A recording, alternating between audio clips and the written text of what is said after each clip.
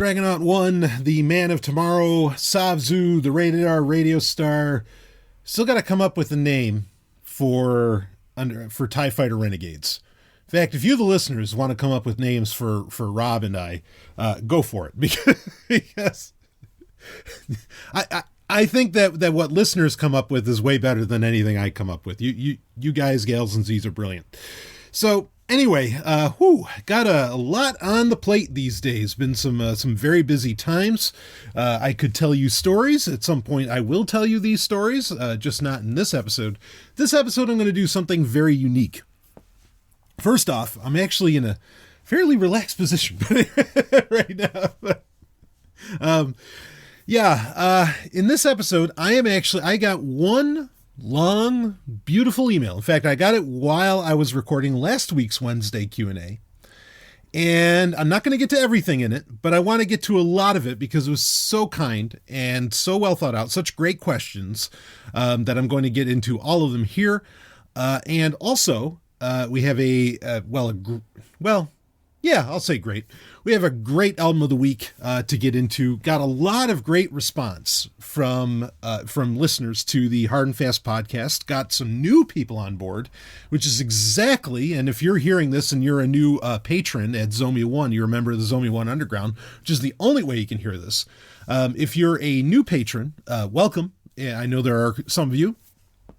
And part of the reason I wanted to make an entire network and do other shows outside of Sovereign Tech is to bring new people on board with everything that revolves around Sovereign Tech. And really a lot of this stuff, it just spun out of Sovereign Tech. Like I've talked about metal a million times on Sovereign Tech. I've talked about the geeky stuff. Going to talk a little geeky stuff here. I mean, I'd quote Star Trek every episode, Star Wars, all of that. And now, though, just all these things in the gaming grid, and which has also been very popular so far, all of these things just get to spin out, and they get their own limelight. They get their own show, and that way with Sovereign Tech, we can do some other things. Now, I'm going to talk about some of my plans for the future with Sovereign Tech here in a little bit, but it's as we go through this email. So anyway, when we get to that, we'll get to that. Some interesting stuff coming up. So I will be catching, for Sovereign Trek, not Sovereign Tech, Sovereign Trek, I will be catching, I don't know if I mentioned this on the last episode of Sovereign Trek, I will be seeing what we left behind, the Deep Space Nine documentary, Star Trek Deep Space Nine. I will be seeing that in theaters, as it's coming out one night only in May, and I will be catching that. As far as I know, Rob will be catching this as well, and we will, there will be a nice Sovereign Trek to cover all of that. I have seen, in fact, if you follow me on Twitter, you saw some of my, what I talked about there, or, you saw my response to it. And I actually, so what they did is they put out, if you were a backer, which I backed what we left behind, I backed that, like a year, 2 years ago, a long time ago, to get the Blu-ray. And it was really some time ago. And if you were a backer, they gave you a special link. In fact, at some point, I'm going to have a conversation around this technology, but they gave you a special link. And this was just last Thursday night, where you could watch it ahead of time. Now, a lot of this stuff, heavily digitally signed, apparently. I have checked the torrent sites over the past few days. I am surprised no one has uploaded a copy of this yet and figured out how to make it happen. Maybe this company that it goes through, again, I'll talk about that in the future, somehow really figured out a good way to digitally sign, the streaming files. But pirates are always more clever than the Navy, right? This service is certainly the Navy. But anyway, I was able to watch it, and I was very pleased with what I saw. I have some critiques, and actually, for the libertarians in the audience, there is a character, and I mean a real person, not like a fictional character, that shows up at one point on there that I was dismayed, but I get why the person was shown. Anyway, when you see the movie, you'll know what I'm talking about, and I'll certainly talk about it on the upcoming Sovereign Trek. So I did see this ahead of time. It was interesting. A lot of amazing stuff coming out. In fact, I can't believe it. It's the 30th anniversary. This blows my mind. It's the 30th anniversary of the release of the original Tim Burton Batman film from 1989. I'll just say it, that makes me feel so fucking old, because I remember, I mean, I had the poster up, even though I was only like 8 at the time. I had the poster up of Michael Keaton's Batman on my wall. I still have a picture of that where you can see it. I mean, it's unbelievable. But the nice thing is there are re-releases happening of the entire original Batman saga, which is the 89 Batman, Batman Returns, of course, which Tim Burton also did. Then what was it, Joel Schumacher that came in, that did Batman Forever, which is my favorite of the bunch, and then Batman and Robin. All of those are getting re-released in theaters. Remarkable. I can't believe that that's happening. I might be taking advantage of that, I'll admit, and maybe I'll do a review, because I saw Batman Returns, which I think came out in 92. It's one of the first movies I ever saw in theaters, and I did not like it. I was not pleased. I've talked about this before on Sovereign Tech. And I'll talk about it when I do a review if I end up going to see all these. I mean, I was really, really not pleased. I never saw the original Batman in theaters, so that's the most interesting to me. But Batman Returns, Batman Forever, and Batman and Robin, I saw all of those as they came out in theaters throughout the 90s. And Batman Forever, I saw that multiple times in theaters, and as well as Batman and Robin. I thought Batman Forever was fucking phenomenal. So I am not going to miss the opportunity to catch it again, especially since I think its release day is May 12th, which makes it a birthday movie, which I've always had for me, because, well, May 12th is my birthday. And it's always been amazing it's always been a pleasure that, like, in May is when, kind of the summer movie season starts to heat up. And so I've always had a great birthday movie, or some kind of birthday. It hasn't always been great, because one of those years, my birthday movie was that 99 or no, 2000 or 2001. When Battlefield Earth came out, oh, God damn it. That was my birthday movie. The hopes I had for that film. Maybe I'll save that for my review if I go catch Batman Forever. But anyway, very interesting. You have, what is it, Atom Films, I think, or it's an app. In fact, we'll kind of talk about this during one of the questions. But there's an app called Atom that has all these, kind of keeps track of all the different releases, and kind of like Fandango, where you can pre-order, you can pre-order tickets for things, and all of this, and it keeps track of it in the app. And I think it's Fandom Events is what it all actually goes through. Anyway, hopefully I'm not boring you with all this, but just to say that there's a lot of content to come out. If you have been concerned that, there's not a whole lot of Zomia ONE Underground content coming out or something like that, I've got you covered, because I am a very busy boy, and there's a lot of stuff to come out for the Hard and Fast podcast. There's a lot of stuff. I mean, a lot of reviews, events, and all this stuff coming out for, well, all kinds of things in the very near future. So just get ready for all of that. So anyway, but yeah, it was a total lark. The only reason I knew about the Batman re-releases, and you really should catch these if you haven't. These are genuinely great films.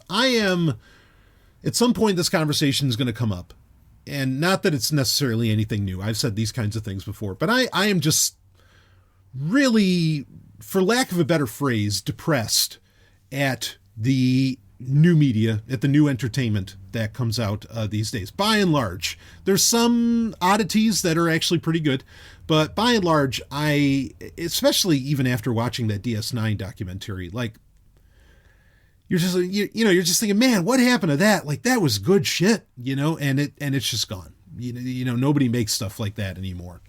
But anyway, if you want to see some great movies, or at least one great movie, I know some people disagree about Batman Return, or I don't even really like Batman Returns. I know some people disagree about Batman Forever, and I know the common opinion of Batman and Robin. I understand. But the original Batman from 89 is a fucking great movie. Arguably the greatest comic book movie ever made. And it really shows you how comic book movies should be made in comparison to the horseshit that gets released today. So by and large. So anyway, go check that out. There we go. Anyway, let's get into this email, shall we? Again, I'm not going to read all of it. Some of it are suggestions for shows to do, and some of them I thought were a great idea. Like my basic Android loadout on my smartphone was one of the requests. I think that's a brilliant idea to do for an episode, and I'm happy to talk about that. But we're going to get into a little bit of that here. So anyway, hey Stallion. I've been working up to, again, I'm kind of reading piecemeal of this email. I've been working up to giving my feedback and opinions on the great work you do. My real criticisms are no longer relevant, so I will be focusing on thumbs up and throwing a bunch of underground questions your way. Of course, this is the Zomia ONE Underground Wednesday Q&A. It is amazing, reading on. It is when you teaser launched the first two episodes of what is now the Gaming Grid, you reignited my love for the show. Just hearing you nerd out on hardware and tech again was fantastic. And now that you took the step to launch the network, I had to bump my still modest patronage again. Okay, so Stanley breaking in. First off, thank you so much. Also, I am honored that you are enjoying the Gaming Grid. And I hear you. Like, I hear what's being said just in that one paragraph there. Okay, again, this is a long email, folks, but it's a beautiful one and I want to read it. I'm so honored by it. I hear what you're saying there. And, I could have a very big conversation around this alone. I'm going to read the next paragraph, but then I'm going to go back to that. So anyway, it is amazing. Here, I'm reading the rest of the email. It is amazing to see you handle shit. Quote, he's quoting me, life as I knew it for years turned upside down, time to launch a fucking network he's quasi-quoting me. He's not literally quoting me. But anyway, quote, life as I knew it for years turned upside down, time to launch a fucking network and bump the show back up to 90 minutes. Boom, end quote. I mean, I don't have to tell the beast he is a fucking beast. The beast knows. I just want you to know that so do I. And that honors me so much. Because yes, my life has literally turned upside down in recent months, and thank you. I'm really honored by what you had to say. I know there's beast mode or whatever. Being the beast. Just thank you. I can't. Yeah, when I read that meant so much to me. For you to appreciate what I'm doing here, and I felt very supported by that. We're going to talk about that 90 minutes as well too. But anyway, yeah, yeah, the beast knows he's a beast. I do know that I pour it out and I pour it on. Okay, so let me. I want to go back to the Gaming Grid, okay, and talking about hardware, nerding out about hardware and tech again, and how you thought that was fantastic. Yeah, a bit of an insider stuff. I mean, another reason that I wanted to spin out the shows is that with Sovereign Tech, there is a very, for lack of a better term, I don't like to use the word philosophy, but there's a very specific philosophy and mindset behind a lot of the things, and to some degree that puts me into a corner, okay, where there are things that I don't think fit in with what I am recommending on the show to talk about necessarily on the show. Sovereign Tech can be about whatever the fuck it wants to be. I mean, I know that's totally my call. But for tone and for theme reasons, I think it makes sense to have a show like the Gaming Grid where I can talk about, well, yeah, where honestly, like, I can get excited about shit again. I mean, I can get into like happy stuff, especially when it comes to science or whatever, or interesting stuff, or I could talk about history and all this other things. I know some people have already emailed me asking for a history show. Maybe I got to get these other shows off the ground, and I'm still onboarding other podcasters, and I want to get them front and center, and make that happen. So a lot of things to do there. But I hear you. Yeah, I mean, I'm not depressed at all, but I mean, I really wish that I could get excited about the shit that whatever company is coming out with. I wish I could get excited about it. I wish I could get, I mean, yeah, like Capcom comes out with something, they come out with the gaming system. Oh, dynamite. I can talk about that and I can get excited again.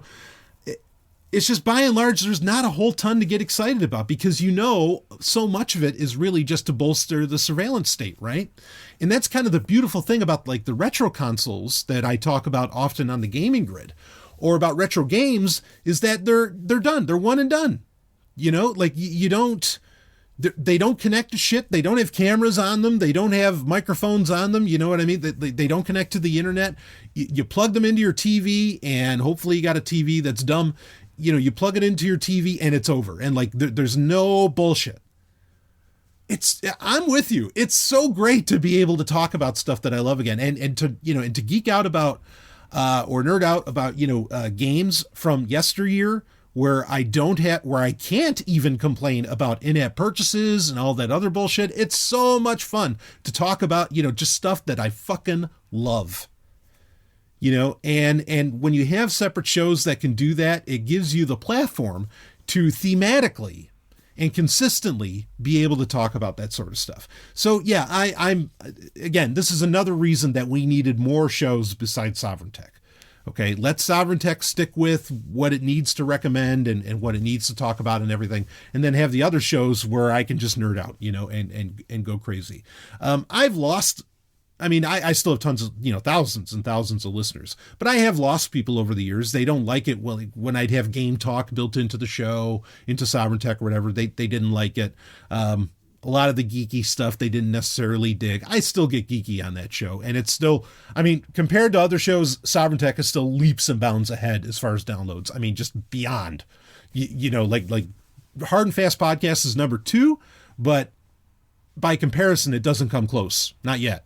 To Sovereign Tech. I think that can change, but anyway, I understand. I don't like being, the depression fest or everything is horrible. I stand by my statement that we live in a dystopia, we really do. But at the same time, I like being able to get excited about shit. And fortunately, the retro consoles came at a time where I could.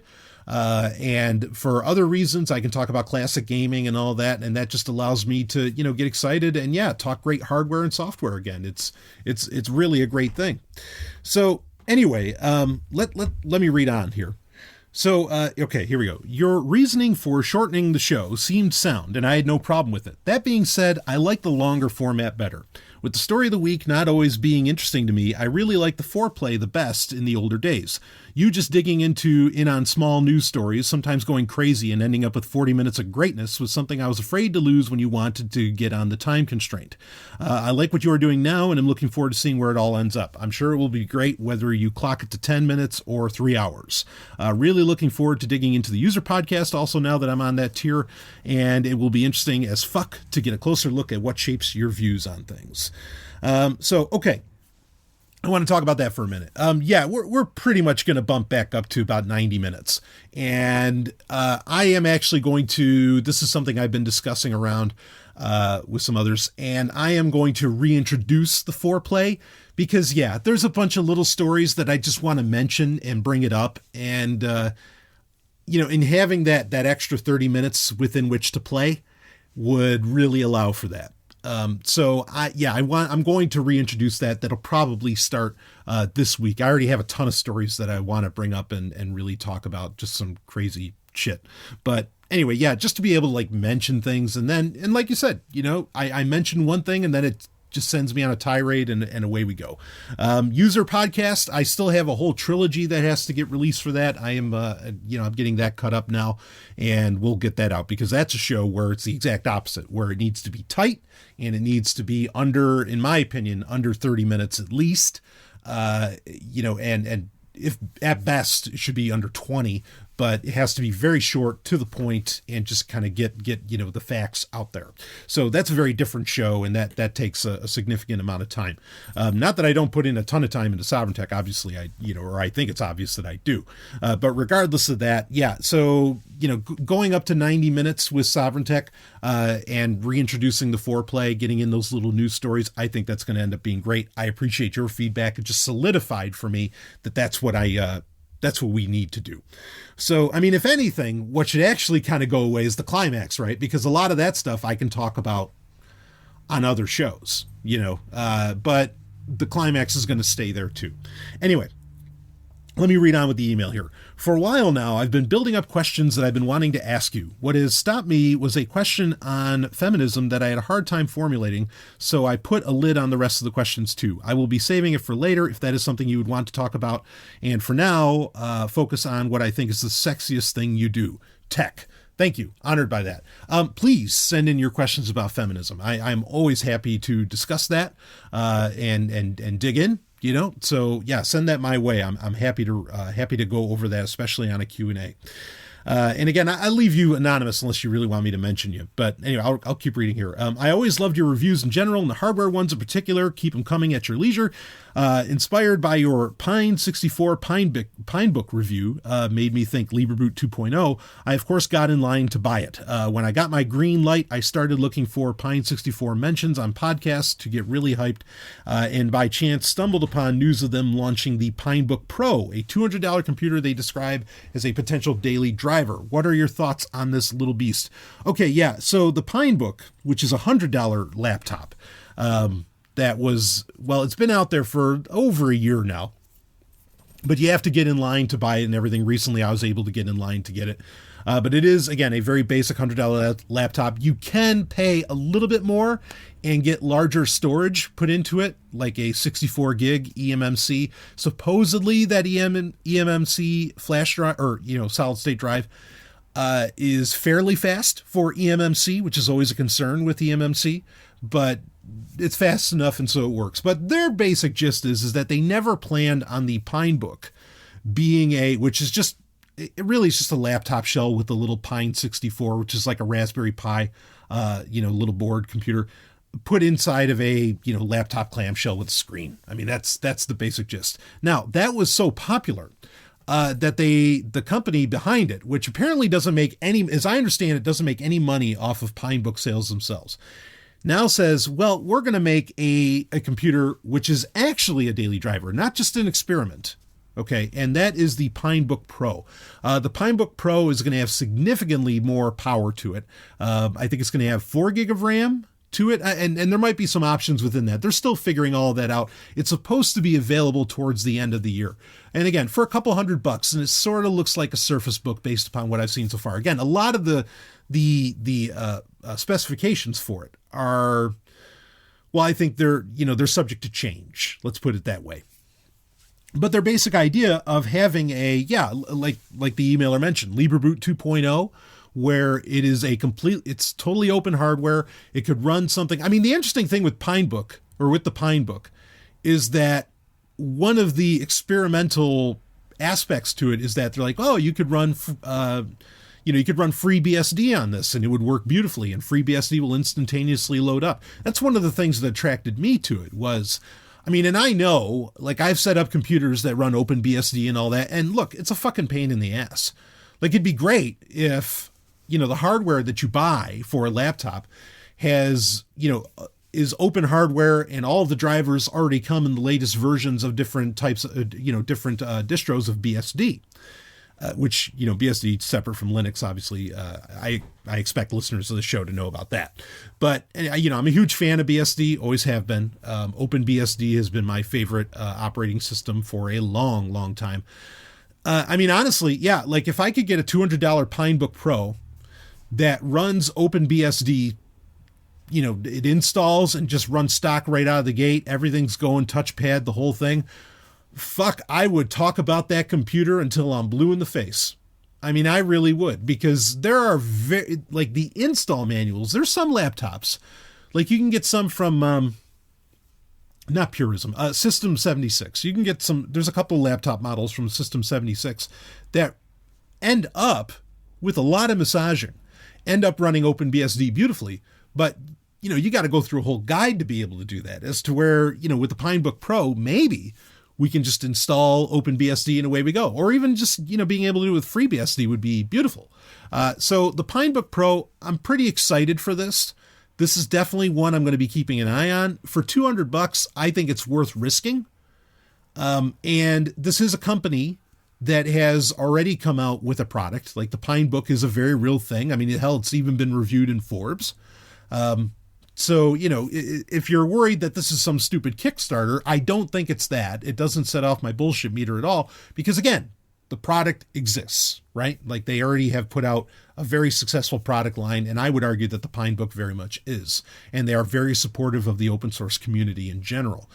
So I think it's a worthy risk to jump on board with the Pinebook Pro. I will definitely be getting my hands on one as soon as, it's available to do so. I am going to jump on that, because this is, even if it's fairly underpowered, just the ability to very easily install just about any distro, any operating system I want onto it because of the open nature of the hardware.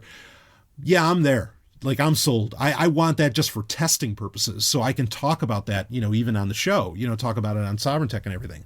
So yeah, I like what I see so far. Again, I think the specifications are subject to change. So there's not a whole lot of point in talking about that, but the idea of an open hardware daily driver and something even more open than Purism allows for some degree of open hardware, but they still have the Intel management engine. And honestly, when you think about that, I think what the Pinebook Pro is going to have available for it, because it's going to be custom hardware. If Spectre and Meltdown aren't going to be a concern around it, because remember, like, Meltdown didn't affect ARM-based processors, which is basically, I think, what this is going to end up being. It's something to keep in mind. There's an advantage there. So, yeah, I'm looking forward to that. A lot of people might not have known that was a thing. I found out about it. It kind of pissed me off, actually, because like a month after I finally, ordered my Pinebook, then I find out about the Pinebook Pro, and I'm like, fucker. I would have just waited for the Pinebook Pro. But no, I'll be intrigued to have the Pinebook. A lot of things to do with the Pinebook, actually, that we might talk about a little bit later on. Okay, so anyway, here's the next question, or next paragraph. I've been thinking of getting on Android for the longest time now. I've never given many fucks about my phones, but my policy on inheriting old phones from friends and family has put me in the iPhone world. I've been looking at Lineage OS solutions, and even though I feel a bit uncomfortable on the old Samsung, I'm trying out the OS. I am trying out the OS on. I am trying the OS on. I feel I could be up for learning to use a Echo Le Pro or something else that you've recommended in the past. Yeah, the Echo Le Pro 3, you can still buy those for a song, well under $200, and they still get the latest updates to even they're not up to Pi, are they? Yeah, Lineage OS is up to like version 15 or 16 now. Yeah, I think it's 16 actually. So they're up to 16, and that puts them pretty up to date with security updates, and that phone still rocks it. So that's a great option to go with. Anyway, what I'd rather do is take a few more serious steps away from the beauty that is my smartphone. I'm thinking dumb phone with some smart features. The features I really need are a podcast app, Signal or Telegram, and means to share internet connection to a laptop or dark device. The Matrix Nokia that's the banana phone, for those that don't know, from the movie The Matrix that they re-released, looked really cool, but someone told me Google poured a shit ton of money into KaiOS, so that made me a little less wet for it. Is it a case of follow the money or the mindset, in your opinion? My lack of DuckDuck skills leaves me short in the search for the KaiOS mindset. What's your opinion on the matter if you got one? And do you have other candidates for phoneage? Okay. So KaiOS, we've been following this. KaiOS is really just Firefox OS, rebranded and put out there. Now, both Google and Facebook are heavily investing, both software and to some degree, I would assume some money into its development of KaiOS. And understand that part of the problem with KaiOS is that I think its heart is in the right place. For one, it is an open source operating system still. You do have, yes, like Google Maps exists for it. Facebook has put WhatsApp on it and some other things. KaiOS is probably not going to get Signal, just a guess. One of the advantages of KaiOS is that, yeah, you can automatically tether with it, and it can get 4G speeds, right? So you could tether to a tablet that would perhaps, like a dark Android tablet, like, a Lineage OS tablet or an Android tablet, whatever, that would allow you to have all of your encrypted software on it, your more readily available Android-based encrypted software. That makes KaiOS a little more interesting. I think perhaps the most interesting option coming down the pike, if Purism can do it, okay, and that's a little bit of a big if. Okay, if Purism can do it, they have, I think it's the Librem 5 phone, which is basically a Linux-based phone. If they end up being able to actually release that, and they just released an entire suite of apps for they're like Librem Chat, which is basically a Riot.im copycat, which that's fine. Which we talked about last week, interestingly, but they just announced this. But they released a whole suite of apps. There's Librem Email, and they're available for iOS and for Android. If I think of it, I'll put a link in the show notes. But they just released a whole bunch of apps for smartphones that are available now that will become apps that are a major part of their Librem 5 phone, okay, which is their Linux-based phone. It's not Android, it's not iOS, it's literally a Linux-based phone. Ubuntu phone obviously didn't take off. I think Librem knows, because they're sort of self-funding with this and doing it in a campaign, like a kind of a Kickstarter way, a crowdfund way, right? This gets very interesting if it becomes a reality. And that is the direction that I would be looking, because there aren't, unless you're going to go dumb phone, where you're just basically using it for making phone calls and SMS, and as far as like taking advantage of other apps, you're not going to. You're going to have a independent Garmin for GPS or something like that. I mean, if that's how far you want to go, I think that's the route you have to go. There's not, KaiOS is fine. I think I like the idea that there's another player in the game. What I didn't get to earlier that I was going to say is that there is not a consistency as far as what apps are available for KaiOS. Another problem, okay, meaning that like what you can install in one country or with one brand of phone, you might not be able to install with another brand. Like there's the Jai phones, I think is the name of them, that they have a completely different app store and you can't install like another app store onto them. So KaiOS still feels kind of closed. The other problem there too is that I don't like the, T9 typing, right? I want a full QWERTY keyboard of some kind. Now there's a Jai phone that has that, but then you're kind of stuck in trying to get your hands on a Jai phone and then dealing with its app store that might not have all the apps that make a KaiOS phone worthwhile. Okay, so you're running into a lot of problems here. That's where in my opinion, the Librem 5, the Librem phone, or the Purism, the phone from Purism, the Linux phone, is a much more interesting prospect. And again, they're already releasing these apps out there. They have a bit of a subscription model for it, but these are apps that handle your email. You get an email through Purism, actually using these apps. They even have, they have a version of Mastodon. It's called Librem Social that you can take advantage of. They're trying to replace, I was going to talk about it. I might still talk about it this week on Sovereign Tech.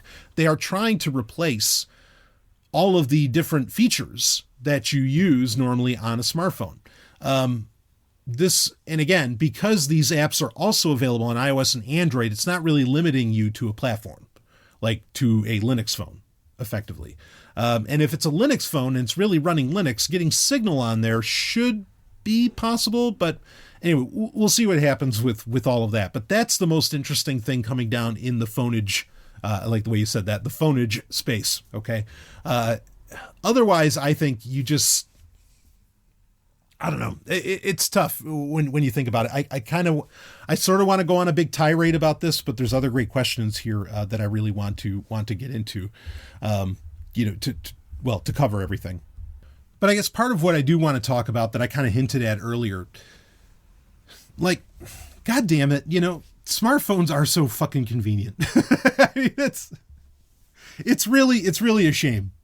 I really wish it was a more open platform. I wish there weren't the incentives to sell off your data and connect to your contacts, which, by the way, also the Librem app ecosystem that already exists for Android and iOS and will be part of their Linux phone has encrypted contacts. Can you believe that? We were just complaining about that, and then this week they announced this. We were just talking about that on Sovereign Tech, how we need encrypted contacts, and Librem's going to do it. So again, a right move on their part. It's such a fucking pity that these things are just block of sensors tracking us everywhere we go, and all that data is getting sent off to who knows what. You're not making any money while these app makers and the tech giants are doing hand over fist based upon data that you're giving them basically for free. And you're not paying, now a lot of people are paying top dollar for these smartphones. Like, you're paying for that privilege. Like, you really should be making money off of your own data, and you're not. You're really not at the end of the day. There's no subsidizing going on. Not really. So anyway, Yeah. I mean, I just like, I think about it and all the little things that like I want to do and all that, and how quickly you can do it on a smartphone, honestly, compared to what it takes to make it happen on, within even just a website, because you have these tailored experiences in the apps and everything. And then even, you hook up a Bluetooth keyboard quick to it, and you have such a pocketable little machine. I mean, this is the mindset that I fell into years ago, where I was like, oh, I want to see if I can do everything on my smartphone and I don't even need a computer anymore. Now, the tech giants would love that if that were the case around the world, that's how people, were interacting with them and with, whatever other service, or product is out there.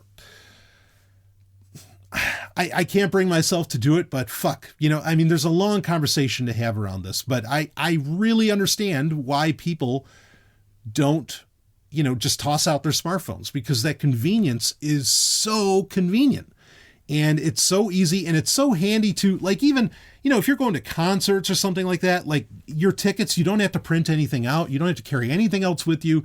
They can just scan your tickets right off of your Ticketmaster app and all this stuff. I mean, it's so fucking brilliant. Everything's right there in your pocket. Just like, you were saying you wanted a podcast app. One of the things that I wish the Librem app suite would come out with is something that can either do podcasts or stream, stream music. That would be very handy for me. But I'm sure it'd be easy enough to put Plex on a Linux phone. So maybe that's what they're thinking. And, Plex has a gorgeous UI. There's no reason not to use it as a, kind of as the stock media player for a phone anyway.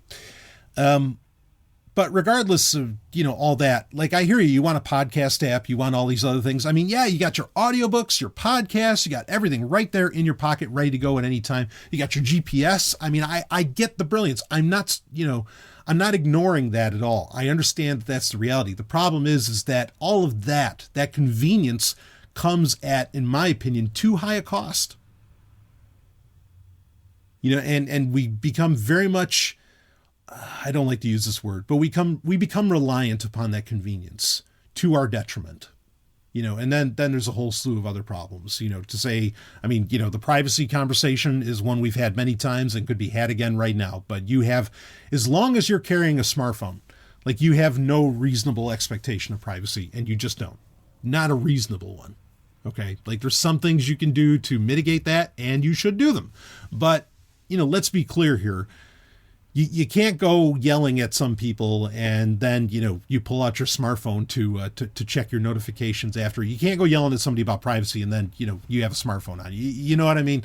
Like, we're never going to have real privacy as long as smartphones, iOS and Android at least, are a thing. We're not going to. And I will, before I come out whole cloth and say, all right, everybody buy the Linux phone from Purism, buy the Librem 5, whatever they're calling it.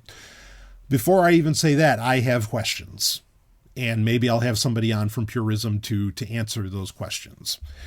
So anyway, let's continue on with the email more. I like the idea of, here's more of the email. I like the idea of running stuff on your own. You talked a while back about Google giving us the chance to run our own VPNs. What are your recommendations if one was to do that? Wouldn't I still show my home IP if I ran it from home? If from a VPS, wouldn't it still be easy to tie me to it if someone didn't like what I was up to? Okay. So if you're running a home VPN, yes, your ISP is still going to know what's going on. You're going to be attached to that VPN. There's going to be the reality of that. Running a VPN from home, one of the main ideas here is still to encrypt, have your data that before it gets to the ISP, get that encrypted. Okay. And then, and basically you're just, going to run some kind of open VPN implementation at home. All right. So there's that. And then also, I mean, as far as your IP address and everything being seen, I mean, the gist is that you can use it for, running a VPN from home gives you the opportunity to, still get past a lot of geo blocking, right? When you're in another country or something like that. Running a VPN from home, I mean, that's really, really more advanced stuff. I'm not saying it's not a bad idea to do it. I think it's a great damned idea, and plenty of people do. But at the same time, going with like AirVPN or private internet access, something like that, I think for the average person, or if you're using RiseUp, I think for the average person, like that's enough, to run that. That's fine. And that does give you a lot more options, like where you can show what country you're coming from. You're never going to do that from a home VPN. So a home VPN comes with a certain ideology of very specific things you're trying to do. Basically, you're trying to block out your ISP, and also you're just trying to get past some geo blocking if need be. Or maybe you have a server set up behind that VPN that you want to log into. There's very specific reasons. It's not the all-encompassing, always running VPN that you would normally do with a service like, say, private internet access or AirVPN, either of those. Or some people, we've talked recently about ExpressVPN. I think that one's fine too. But anyway, so I would stick with those generally, unless you have very mission specific reasons to run a home VPN. If in the past I've suggested running a home VPN, that everybody should run their own VPN, I don't know that I'd ever say that, but if I did, I didn't exactly mean that. Maybe I was in the heat of the moment or something like that. But there are very specific timeframes where you want to be running a VPN on your own, or not timeframes, very specific things you want to do. Like, it really depends on what you're trying to go for, what you want your home network to look like. Like if you're running Sandstorm.io, like if you're running a bunch of Office software and all of that, you might want to, really have all of that action encrypted as well, on even like more so on it wouldn't be on your home network, but anything that's facing outward that you access from the outside. Sandstorm, I think, actually implements its own VPN, but anyway, there's time and place for running your own VPN. And I don't mean to just put it this simply, but if you need a home VPN, you'll know you need it. Like you'll know what you're trying to do, and you're going to say to yourself, yeah, I need to lock this shit down. So anyway, there's my thoughts on that. The one that Google released for everybody to be able to set up was pretty nice, but again, you're going to be running a full-on server, and do you want to set all that up? That's a big question. Something to consider is that, like using a Pinebook, like if you find, this Pinebook, you say not the Pinebook Pro, but the original Pinebook, that could handle running a VPN, or you could even use that perhaps as like a Plex server. There's a lot of options where just a little computer like that has a screen built into it and everything, and you just leave it plugged in all the time, becomes very interesting. And you can, for $100, you can make that do just about anything. And that would be a great option to run VPN, have it be like the base of your VPN, or even some of your, use it more like a NAS by connecting a USB hard drive to it or something along those lines. So a lot of interesting options to go with there. Anyway, let's read on some more here. So he mentioned he liked what I run on my systems. I'm going to do more of those. Let's read on more here. So let's see. One thing that struck me a year or two back was that I've been using online services for decades, and not until way late understood there was something called the dark or deep webs. I still haven't gotten on them and really haven't done enough research to be comfortable. A darkness special would be cool. My romantic view is everything between weird porn and drugs for bitcoins to next level forums. With the big bad internet slowly, not so slow, and surely restricting the flow of information, I'm starting to wonder where to go. Do you consider the darker spots an alternative for the future, or will I have to relocate to hot meshes? Is there a crash course for starting to explore the darkness you could point to, or maybe even run an episode on?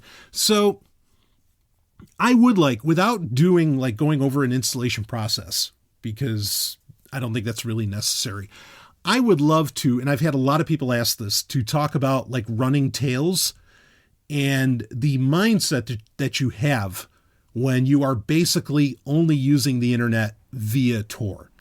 Now, we talked about this recently. There was a new director at the Tor project, and she made it very clear that she wants everybody and their mother using Tor. And I agree with this. But I think that there is a mindset that we need to describe, and doing an episode about that would be a great and wonderful thing.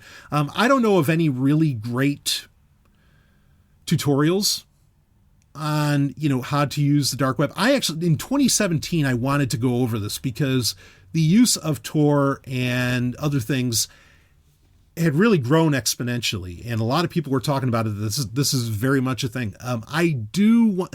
I want to get into that, and I want to cover that, and I think that really requires an entire episode to get people on board with that. So that is something that I will do. I romanticize also the anonymity and the beauty of the dark web, as they call it, among other things. And I mean, there's,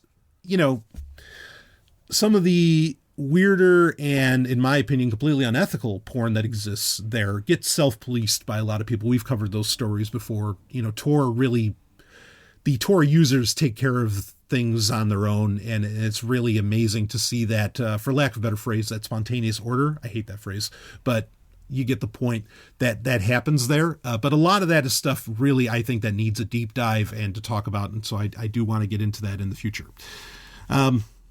So anyway, there was another, someone, he mentioned, so the emailer is from Sweden, and he mentioned a project that he heard about that was, Libra leaning and privacy serious, called Operation Tulip at operationtulip.com.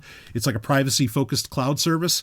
I'll just mention it here, operationtulip.com. I haven't done a deep dive on it, but if people want to check it out, and even if you want to get back with me about it, that's something that's out there. People really are recognizing the importance of having a lot of these encrypted options and privacy focused options. I am very pleased at how many of these kinds of businesses are cropping up and growing. But do your due diligence on checking them out, certainly. So anyway, I'll end off the email here with, anyway, hope all is well on your side. Keep up the good work. You are an inspiration. And thank you so much for those very, very, very kind words. And because of them, I mean, you have some things to really walk away with. Look into the Linux phone from Purism. There's also their app suite, which you might want to take advantage of. There is a monthly fee for that, but as I've said many times on Sovereign Tech, we need to get away from this idea that, I mean, should software be free as in beer, not as in freedom? Well, it should be both, yes. And in the future, I think it will be, for at least those that know how to use it. But in our present economic system, we have to get away from the idea that we can use software for free. Software should not be for free. You should be paying for your email. You should be paying for, if you're using a VPN, you should be paying for that. There's so many things that, and like these chat services, social media services. Like I said, I mean, Librem even has that Librem Social, which is based on Mastodon. It's like $7.99 a month, and there's some yearly fee. Yeah. Yes, you should be paying a monthly fee to use services like that. Abso-fucking-lutely.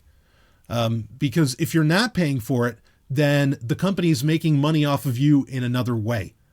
And they're probably making much more money and money you really should be getting a cut of, in my opinion, but you're not. But I mean, they make a shit ton off of it. And I like that. In fact, even something as simple as the contacts, anytime one of these apps give us access to your contacts, your contact list on your phone. I mean, you just sent them anywhere from $10,000 to $100,000 to help, $200,000 of what they can do with your contact list. You just made them a shit ton of money, a shit ton, way more than what, yeah, I mean, it's bad. So, for Librem to say, well, we're going to encrypt your contact list. Fuck yes. Perfect. Exactly what you should do. And if that's going to be part of their Librem phone, their Librem 5 phone, whatever, dynamite, fucking dynamite. I think that's wonderful. So you got stuff to walk away. Like I was saying, you got stuff to walk away from this Q&A. So there's the Librem 5 phone to look into. Again, I cannot guarantee that it's actually going to come out, but there it is. There's the Pinebook and the Pinebook Pro, which is laptops, particularly the Pinebook Pro, when it comes out, and it's supposed to be later in 2019. $200. I mean, that's computing done right. Is it a crazy gaming machine? No. Okay. But it'll do everything else for you. And maybe that's kind of what matters here. If you want gaming machines, go buy a retro console. Because they do it right. I mean, hell, half of them run Linux anyway. So more than half of them. And then you have, like we mentioned, the Librem suite of software that's out there now. And so a lot of stuff to look into, to take advantage of and to jump on. And these are exciting things that if they stay afloat, could really change things in the right direction, could start, turning the tide in the right direction of getting back towards privacy, openness, and so on. I mean, open source software has already won. You just don't know it because on top of it, closed gardens are getting built, like Facebook and so on. Boy, that F8 conference, huh? We're going to have some conversations about that. Holy fuck. The things, in fact, some predictions that came absolutely true, years long predictions from Sovereign Tech that came true this week at Facebook's recent conference, including also the Oculus Quest is finally available for pre-order, sold out practically in an instant. Anyway, that's for the gaming grid. That's another conversation to have. But yeah, so thank you again for the email and for the really kind words. Don't worry, the beast has got you, baby. I got your hookup. But let's get into our album of the week and then we'll wrap this thing up. So for the album of the week, this is kind of one I didn't know was coming. Beautiful release. I really enjoy it, but it's a bit of, I don't want to say it's an acquired taste. It just might not be for everyone. And this is from Jordan Rudess. Jordan Rudess is not the original keyboardist, but he would, after Metropolis Part 2, or as of Metropolis Part 2, which was 20 years ago, he became the keyboardist for Dream Theater, one of my favorite bands of all time. And he's had quite a few solo albums over the years, and he's done solo work with John Petrucci of Dream Theater, brilliant fucking guitarist, one of the best of all time. And Jordan Rudess just came out with a new solo album called Wired for Madness. And this is I dare not call it simple, but this is an 8-track album. The first 2 tracks, the first one, Wired for Madness Part 1, clocks in at about 12 minutes. Track 2, Wired for Madness Part 2, clocks in at over 20 minutes. And then the rest of the songs have normal length, anywhere between 4 to 6 minutes. He does have, like, John Petrucci. I think James Labrie also does guest work on this. He has a lot of guest stars involved with it. But does it sound like a Dream Theater album? Kinda. It could be a Dream Theater album. Now, Dream Theater, of course, also just came out with a new album, that being Distance Over Time, which I think is fucking awesome. I mean, I really enjoyed the hell out of that, especially Pale Blue Dot. And Jordan Rudess is really on display on that album. But this is sort of if you're a Dream Theater fan, you're going to love this, in my opinion. You're going to love what Jordan Rudess did, because also, he is a part of Dream Theater, has been for a very long time, and works with some of the other guys from Dream Theater. It's not so different. Like James Labrie, the lead singer of Dream Theater, his solo albums, which I love, are fairly different and more straight rockers, heavy, but straight rockers as compared to Dream Theater. Jordan Rudess sounds more like Dream Theater. But there's a lot of course, he's the keyboardist, so keyboard takes center stage. But it's a lot of fun. To me, it's not that different from pick your Dream Theater album. So I recommend, if you're a Dream Theater fan, check this out. If you are a fan of something very different, check this out. If you're looking for, some more straight, heavy metal or hard rock or something like that, or if you're looking for something poppy, this is not for you. But you might surprise yourself. I recommend checking it out. I think Jordan Rudess is amazing. Whenever you see him play live, he is fucking brilliant. I mean, he gets right into it, and that's amazing for a keyboardist to put on a show, outside of Duran Duran, in my opinion. But anyway, there's a joke in there, but anyway, Jordan Rudess is awesome.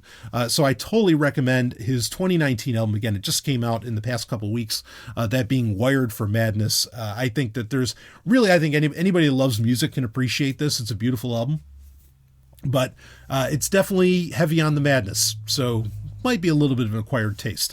So anyway, check that out. Again, Jordan Rudess, of course, of Dream Theater fame, Wired for Madness. Best track on there, probably Perpetual Shine. That's probably my favorite. Outside of Wired for Madness Part 2 is just fucking stunning. It really is. And again, a lot of it feels very Dream Theater, but do check it out and make your own decision on that one. But I'd be remiss if I didn't mention his solo album, because again, especially after, recently seeing him perform. I mean, fuck, Jordan Rudess is amazing. So do check out his album Wired for Madness from 2019. And I think that'll wrap up this Q&A. And for Wednesday, actually coming out on a Wednesday, there was a chance this might have had to come out for a Friday, but no, instead it's a Wednesday. There it is.